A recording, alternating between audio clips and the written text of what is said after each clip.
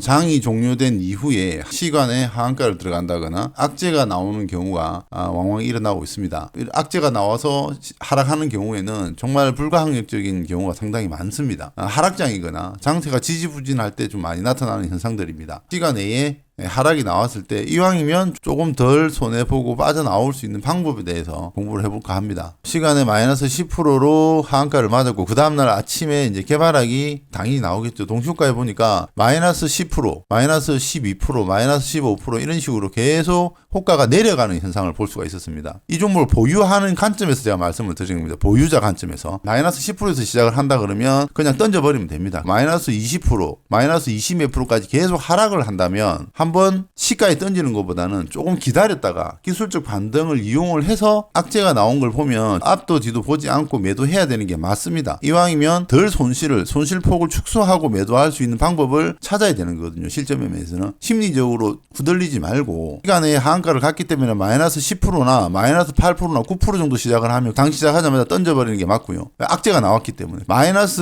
10%, 20%, 마이너스 19%, 15% 이런 식으로 호가가 내려가고 있다 그러면 조금 기다렸다가 기술적 반등을 이용을 해서 던지는 것도 하나의 방법이 되는 거죠. 왜 그렇게 하면 되냐면 제가 이 종목을 저는 보유를 하지 않았기 때문에 이런 식으로 매수를 했습니다. 매수를 하고 여기서 이제 한 7, 8%, 한 8% 정도 수익을 내고 저는 팔고 나왔기 때문에 저같이 이런 매매를 하는 사람들은 시간에 악재가 나왔고 마이너스 10%의 시간이 끝났기 때문에 대부분의 종목을 보유하고 있는 사람들이 이 종목이 하한가를 갈 거라는 생각을 못 했다라는 거죠. 저만 물리는 이 보유자 입장에서 생각을 하면 비중이 약한 사람들은 그냥 던져버리고 말겠지만 좀 비중이 있는 사람들은 어떻게든 기술적 반등을 일으켜가지고 아마 매도를 하고 나올 거예요. 그 물량 플러스 개발하기 나왔을 때 기술적 반등을 이용을 해서 단타를 치러 들어가는 사람들이 있단 말이에요. 그래서 그런 사람들이 유입이 되기 때문에 아침에 마이너스 10%에서 시작을 했다 그러면 안 들어갑니다. 저도 매수를 안 했을 거예요. 마이너스 10%가 아닌 마이너스 19%에서 시작을 했기 때문에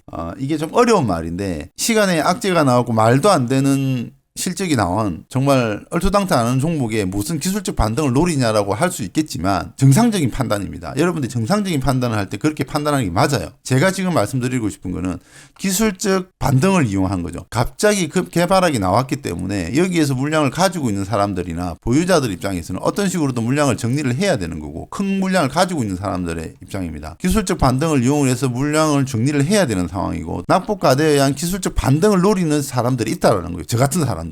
그런 사람들이 매수세가 유입이 되면 기술적 반등이 나오고 대부분 이렇게 바로 꺾이는 게 대부분입니다. 이 종목은 기술적 반등이 나오고 계속 상승을 하다가 하락이 나왔어요.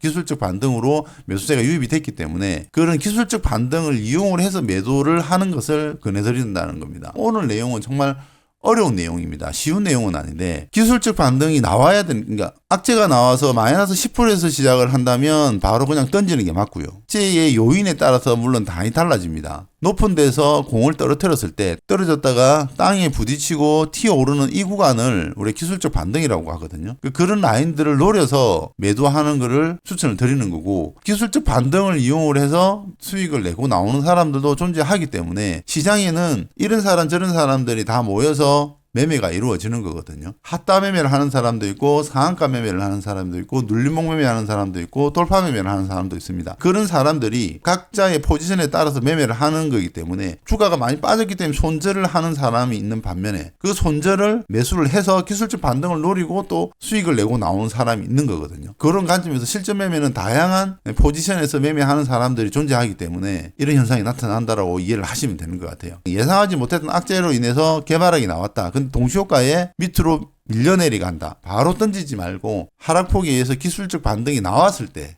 매도하는 거를 좀 추천드린다. 이 부분을 제가 말씀을 드리고 싶어서 제가 말씀을 드리는데 이게 정말 쉽지는 않습니다. 지금 제 말하는 게 이해가 안 가는 사람들은 그냥 시작하자마자 던져버리는 걸 추천드리고요. 제 말이 이해가 가는 사람들은 어차피 마이너스 16% 손절치나 17% 손절치나 차이는 안 납니다. 제가 보는 기준에서는 시장을 잘 보고 이 종목은 기술적 반등이 나오겠다 그러면 여기서 물려있다 하더라도 여기서 가감하게 비중 배팅을 해서 평단가를 확 끌어내리 가지고 기술적 반등을 이용을 해서 최대한 손실폭을 손실폭을 줄이고 빠져나오는 경우도 있습니다. 근데 이런 부분들은 위험한 부분이기 때문에 초보자들이 하기는 힘들고요. 시장의 흐름을 잘 알고 이런 매매를 많이 해본 사람들은 설사 여기서 물렸다 하더라도 개발하기 생각보다 많이 나왔다, 기술적 반등이 나오겠다라고 하면 여기서부터 물량을 뭐 2배수, 3배수를 타서 기술적 반등이 나올 때 전량 팔고 나오는, 그러니까 손실폭을 확 줄여버리고 나오는 매매도 구사는 합니다. 근데 그게 만약에 내가 생각했던 대로 안 됐을 때는 손실이 눈덩이처럼 불어나는 사태가 발생을 하기 때문에 그네들이지는 않아요. 우리가 언제까지 그냥 일반적인 매매만 할 수는 없으니까 매매하는 방법에 대해서 좀 알려드리는 거예요.